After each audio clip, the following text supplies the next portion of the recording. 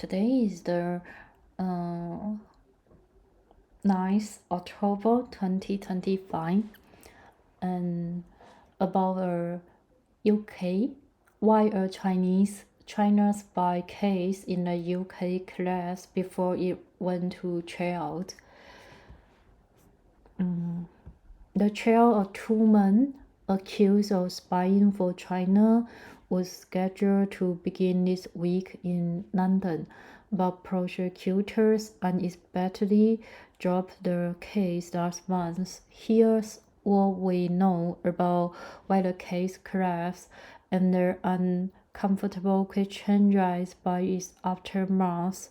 Does Britain see China as an adversary or as a friendly power with which it can do a business? What was the case? In April 2024, two men, Christopher Cass, then a parliamentary researcher, to Alicia Kearns, a senior conservative lawyer-maker, and Christopher Barry, a teacher, were accused of gathering and providing information prejudicial to the safety and interests of Britain to China between December 2021 and February 2023. Both men denied the charges. The law under which they were charged, the official secretary Act, dates from 1911 and criminalizes information gathering that is useful to an enemy. Why did the case collapse? Around the same time the men were charged, a legal dispute was developing in a separate case involving a Bulgarian group accused of spying for Russia, as it was the world's enemy in the official secret act.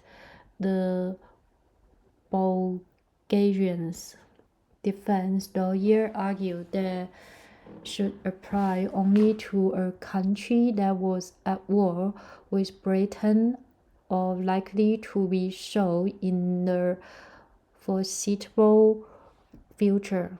The Court of Appeal later ruled that an enemy nation could be one that represented a current threat to the national security of the UK, such as Russia. Adding friendly powers would fall outside this definition. The updated legal text presented the prosecutors in the China case with a problem. They would have had to prove that at the time the two men were accused of spying, China was viewed as a threat to Britain's national security. But in the period from December 2021 to February 2023, the government, then led by the Conservative Party, did not classify China as an adversary. The government instead called China a systemic competitor in 2021 and an epoch defining and systemic challenge in 2023.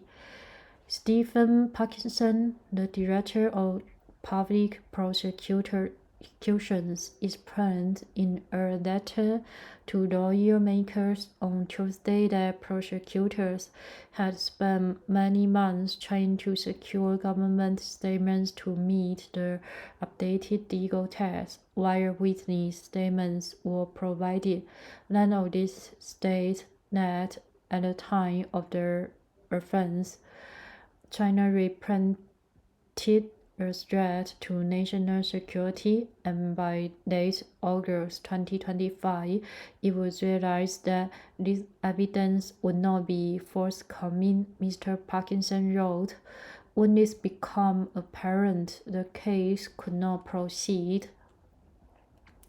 Whose fault was it that case collapsed? Mr. Karen's, the lawyer maker for whom Mr. Katz worked as a researcher, has accused Prime Minister Keir Starmer's government of deliberately undermining the prosecution to appease Beijing. Mr. Starmer, who was former Britain chief prosecutor, said the government was disappointed that the case had collapsed, but told reporters on Tuesday night that the cause was procedural. You can't prosecute someone 2 years later in relation to a designation that weren't in place at the time, he said.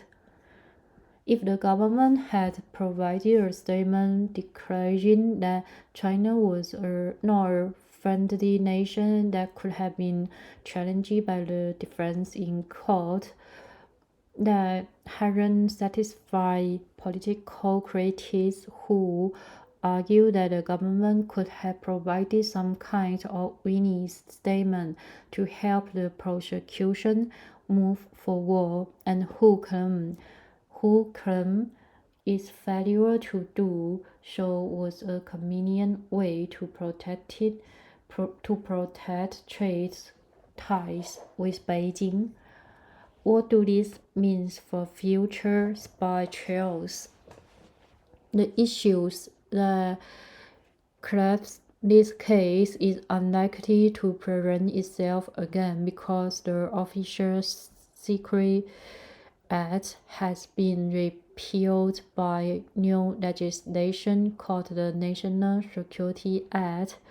The law, which came into effect in 2023, applies to conduct for any foreign power, not only for an enemy state. Jonathan Hoff, the British government advisor on tackling state threats, said that under the new law, espionage prosecutors can be brought without the UK being at war or at risk of war, and without even having to show that the foreign power is a persistent threat. Why does this especially matter more broadly? In 2015, the Conservative lead government promised a golden decade of Anglo-Chinese relations, language that no mainstream British politicians would use now. But the case encapsulates the central dilemma for Downing Street in dealing with the world's rising superpower, whether British can simultaneously protect its economic interests and its national security. We will cooperate where we can, compete where we need to, and challenge where we must, the Labour Party wrote in its policy agenda ahead of the 2024 general election, which it won. The government subsequently sought to improve a relationship that had soured in recent years, in part because of China's crackdown in Hong Kong and allegations of Chinese cyber attacks. Last November, Mr. Starmer became the first British Prime Minister to meet President Xi Jinping in more than 6 years.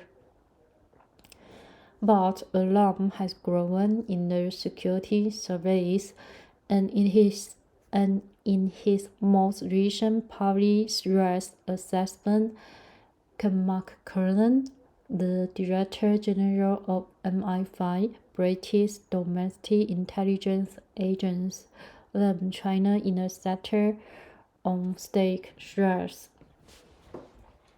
Thanks for listening. Hope your life full of happiness and joys. And I wish you have the more courage to make the change, whatever the life you want.